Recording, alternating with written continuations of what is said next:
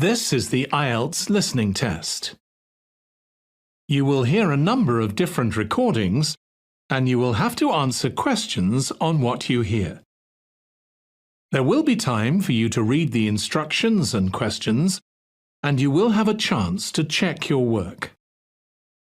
All the recordings will be played once only. The test is in 4 parts.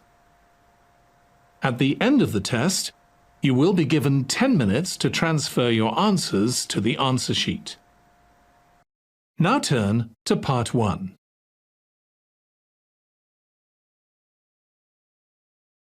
Part 1.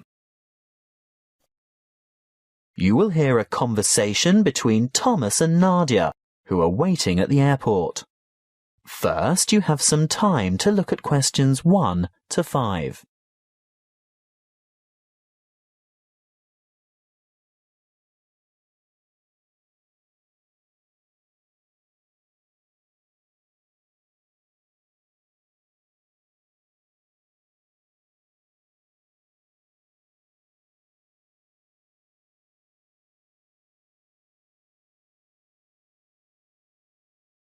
Now we shall begin. You should answer the questions as you listen, because you will not hear the recording a second time. Listen carefully and answer questions 1 to 5. Where have you been, Nadia? Browsing in the bookshop. What took you so long? You said you were only going to be away 5 minutes. I was only gone for a quarter of an hour. Well, it seemed much longer than that. Did you buy anything? I was tempted to get the latest novel by Dan Brown, but it's quite heavy and I'd have to carry it around with me. If I could have found a crossword puzzle book, I'd have bought it. But in the end, I was attracted to a front-page article in today's issue of the New York Times. Is that all you bought then? Yes. Look, why don't you read the business section while I catch up on the news, and then we can swap? I'd rather have the entertainment section. Are you looking for anything in particular? I just thought they might have a review in there of that new play that opened on Broadway yesterday. The drama about the awfully cruel pirate? Oh, I'd forgotten about that. I wonder how good it is.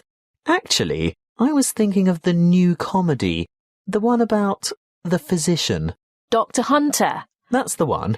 Well, when I was in the bookshop, I overheard a couple talking about it, and they said it was fantastic, not in the least bit boring. They especially liked the actor who played the main part. Very smooth, apparently. Lots of fun, then? Well, according to those two, they thought it was hilarious. Ooh, we'll have to make a point of seeing it when we get back. Definitely. We didn't have time for breakfast, and I'm hungry. Do you fancy a coffee and a muffin? Sounds like a good idea. And how will you have your coffee today? Long and black as usual? I think I might have something different this morning. What? You don't mean a flat white or some other milky one? Oh, I don't know. I want something to perk me up. An espresso, short and black with sugar? Perfect. Will that be with a chocolate muffin or a berry muffin? I'll try to stay off chocolate. The berry sounds healthier. And I'll have a plain one with butter. Won't be long. Before you hear the rest of the conversation, you have some time to look at questions 6 to 10.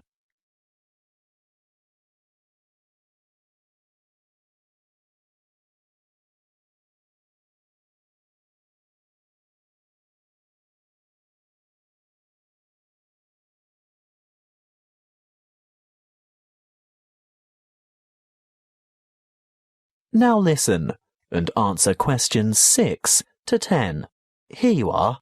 Mind the coffee. It's really hot. Thank you. I'm really ready for this. Have you thought about what we should see when we get to London? The Tower, of course. I've always wanted to get a look at the crown jewels. That is where they keep the jewels, isn't it? I think so. And what about the wheel? I hear it's quite extraordinary. I'm not that keen on the wheel. Do you want to ride on it? No way. Well, let's leave it out of the itinerary then. OK, so do we do the tower first? Yes, that's the idea. And then we absolutely have to go to Westminster. Really? Yes. Look, it's not going to cost us anything. And I promised my sister I'd take photos there. Well, if you insist. I do. Oh, did you know the British Museum is free to the public? Not just residents, but tourists as well. Well, I did know that, but I was hoping we wouldn't have to spend time in any museums. We've only got 3 days in all, and it'll take at least 1 whole day to go through the museum. Well, let's say we leave it till day 3 and see how you feel then. OK, I can't argue with that. And Buckingham Palace? I suppose you've promised lots of photos of that as well, have you? Well, no, not really. But we can't say we've been to London and haven't seen the Queen's Palace. I guess not. And there's the added benefit that it won't cost anything as well. Oh, Thomas, it's not that I'm afraid of spending money. It's just that I want to see all the traditional sites first. Good. I'm glad that's sorted. Listen, I think they just called our flight.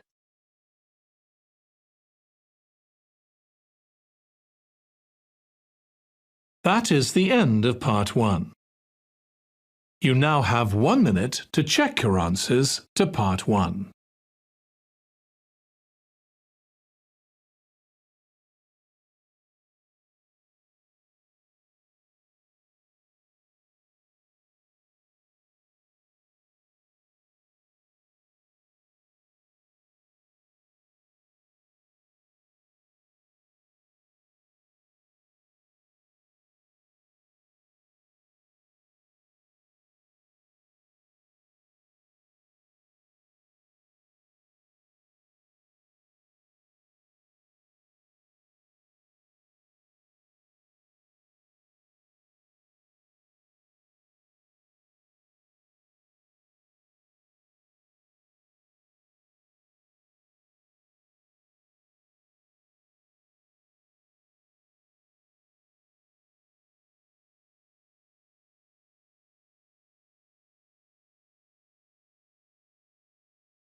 Part 2.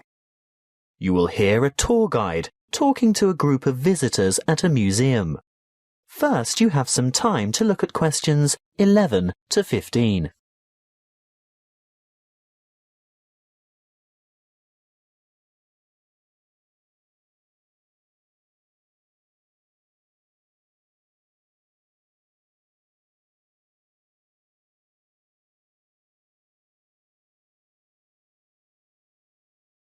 Listen carefully and answer questions 11 to 15.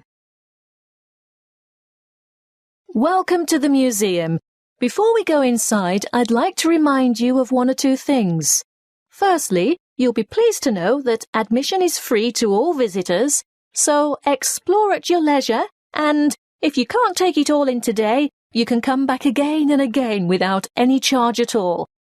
Opening hours are from 10 a.m. to 5:30 p.m. most days, but the museum closes a little later on Thursday and Friday evenings.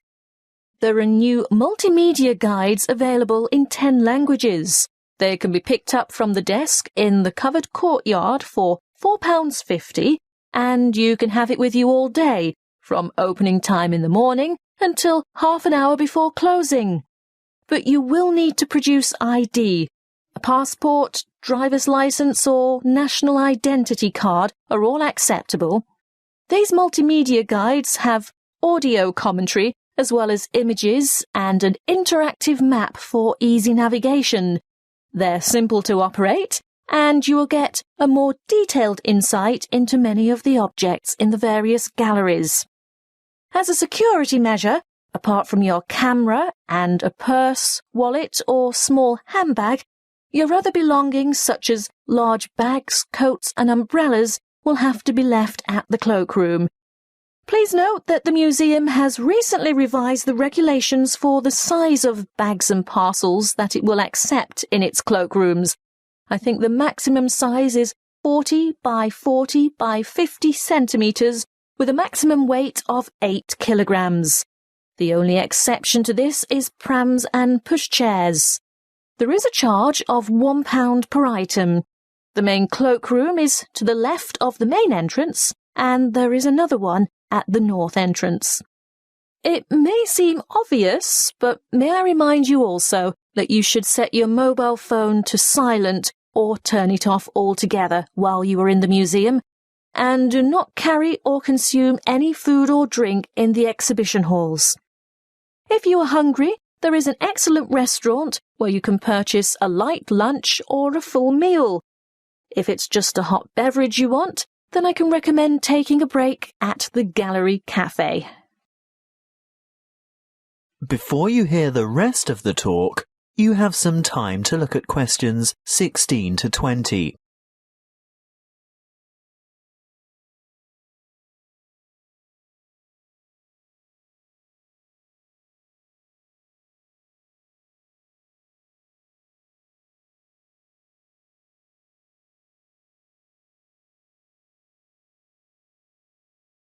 Now listen and answer questions 16 to 20. As we enter the museum from the south by going through the main entrance, as I said before, you'll find the cloakroom immediately on your left, and on your right is the museum shop. They have an outstanding range of postcards and souvenirs in there, and it's well worth a visit, but perhaps best left till you're on your way out. Then you'll know exactly what you want. The big room to the right of the entrance, behind the shop, is the reference library. Straight ahead of you, yes, the huge circular room is the main reading room. If you decide to go in there, please keep noise to a minimum out of respect for the writers and scholars who use it for their research. The reading room is surrounded by what is known as the Great Court. Indeed, it used to be an open courtyard, but you will see that it is now completely covered by a magnificent glass and steel structure.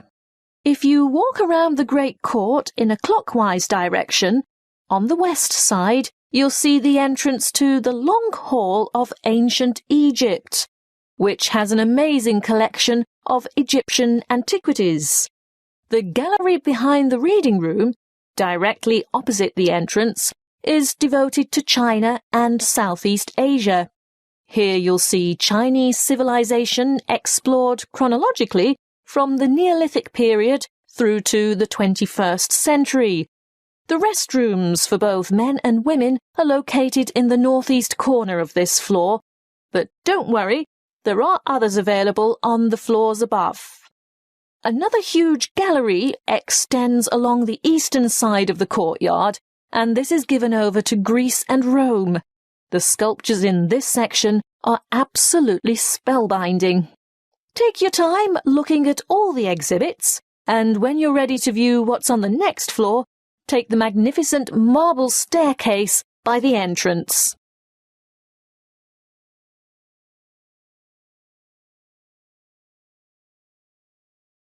That is the end of part 2. You now have 30 seconds to check your answers to part 2.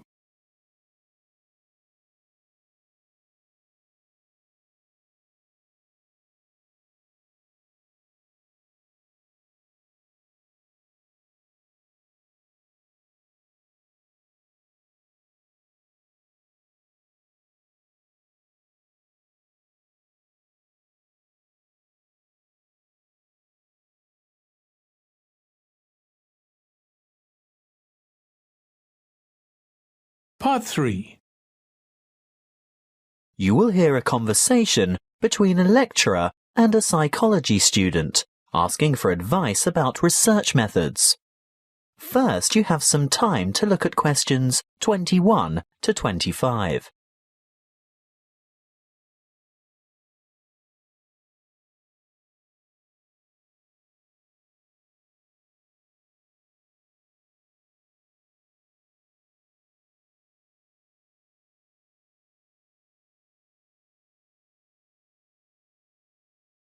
Listen carefully and answer questions 21 to 25. Good morning. Now, what is it you want to discuss today? Good morning, Dr. Reed. This assignment you've given us is the first psychology experiment I've had to do, and I'm not sure where to begin or which steps to take. Well, conducting your first psychology experiment can be quite a complicated and confusing process, but just remember that like other sciences, psychology uses the scientific method and bases its conclusions upon empirical evidence. What do you mean by empirical evidence? Well, empirical evidence is established by observation rather than theory. And the scientific method?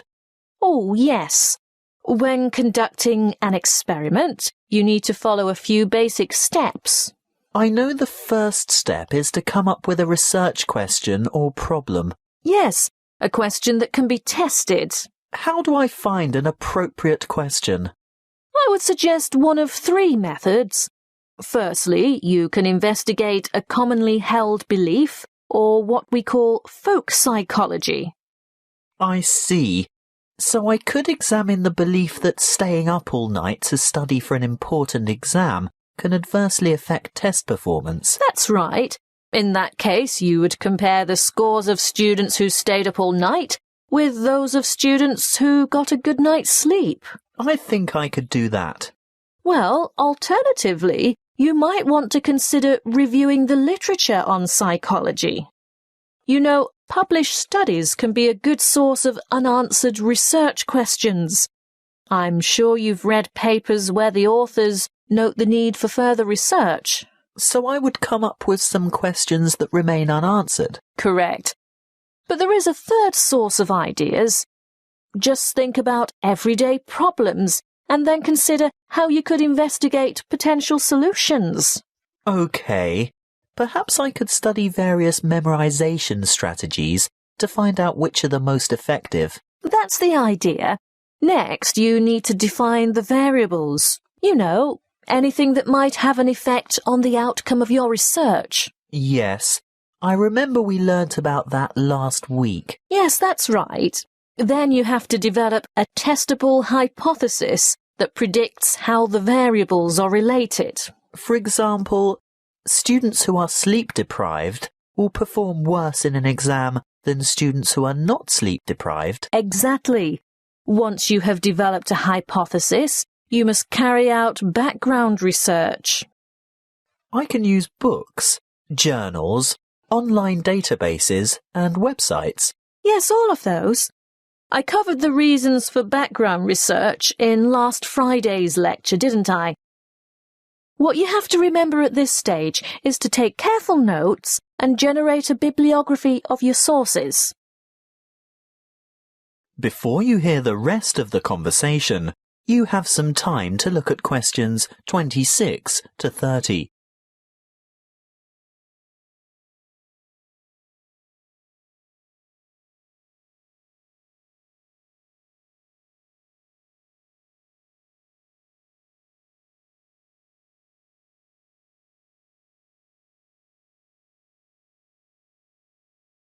Now listen and answer questions 26 to 30. OK, I've got that. Then I'm ready to develop an experimental design. Well, again, you have a choice. There are three basic designs, and each has its own strengths and weaknesses. The pre-experimental design does not include a control group, so there is no comparison. What we call a quasi-experimental design does incorporate a control group, but there is no randomization, whereas a true experimental design has both control groups and random assignment to groups. You've also told us about standardization of procedures. Is this where that comes in? Being sure to compare apples to apples? Absolutely. Going back to your sleep deprivation example, the same exam would have to be given to each participant in the same way at the same time, etc. Got it. When selecting subjects, you need to consider different techniques. If you were to go through with your sleep deprivation experiment, you would need to ensure that your experimental and control groups were standardized. That is, all third-year accounting students, for instance. A simple random sample involves choosing a number of participants from a group of similar people. On the other hand, a different kind of study might involve a stratified random sample, where participants are randomly chosen from different subsets of the population. You mean subsets with distinctive characteristics, like age, gender, race, socioeconomic status, and so on? Precisely. Then the next step is to actually conduct the experiment and collect the data. Then I have to analyse the data. I'll be dealing with the statistical methods for analysing data in next week's lecture. Oh, good. I guess all that's left then is to write up the data. Yes, communicating your results is important, and in the next couple of lectures, I'll be covering the format and structure of a psychology paper and tips for writing each section. Thank you, Dr. Reed. I feel much more confident in getting started now. Thank you for taking the time to see me. That is the end of part 3. You now have 30 seconds to check your answers to part 3.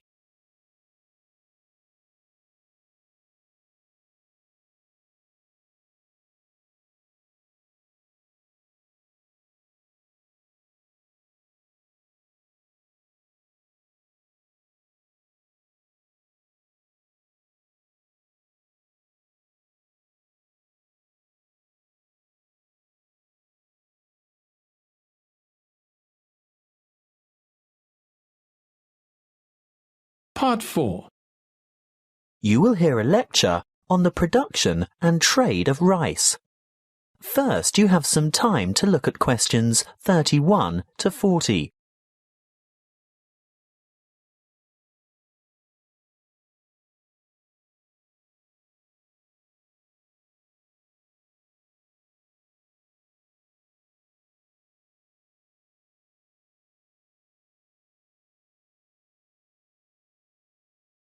Listen carefully and answer questions 31 to 40.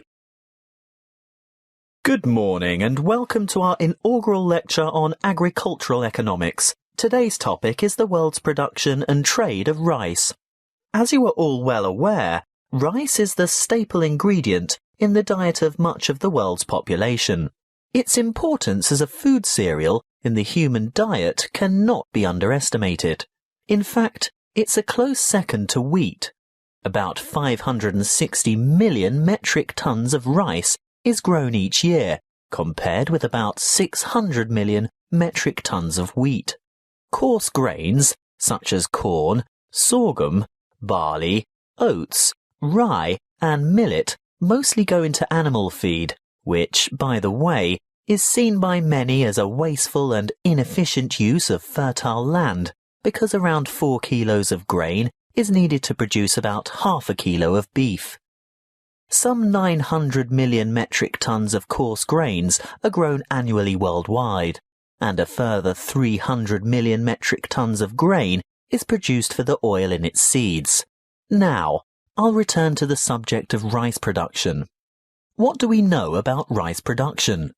Well, firstly, rice produces more food energy per hectare than any other cereal grain, and almost as much protein per hectare as wheat. Secondly, the production of rice has more than doubled in the last 40 years. How has this increase in production come about? Mainly as a result of improved field yields. The actual land area planted in rice has only risen by about 30%. As you know, rice is primarily grown in flooded fields, and therefore cultivation area is restricted by the sort of soil and the availability of water. Although rice can be grown on dry land, it is essentially after all a type of grass. The yields and quality in this case are much lower, and other grasses and weeds can easily overtake the rice. As yet, there are no herbicides that can selectively kill other grass types without killing the rice.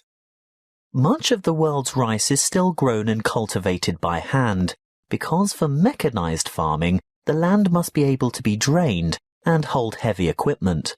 Of the total rice production, it's no surprise to learn that the greatest proportion by far is grown and consumed in Asia. You will see from the chart that the leading producers of rice are China at around 39%, followed by India with a quarter of the total.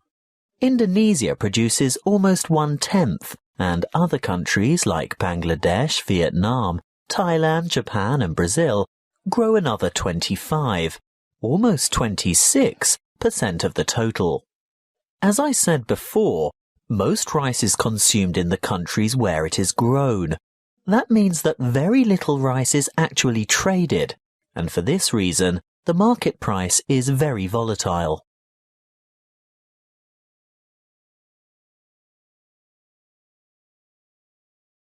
That is the end of Part 4. You now have 1 minute to check your answers to Part 4. That is the end of the listening test. In the IELTS test, you would now have 10 minutes to transfer your answers to the answer sheet.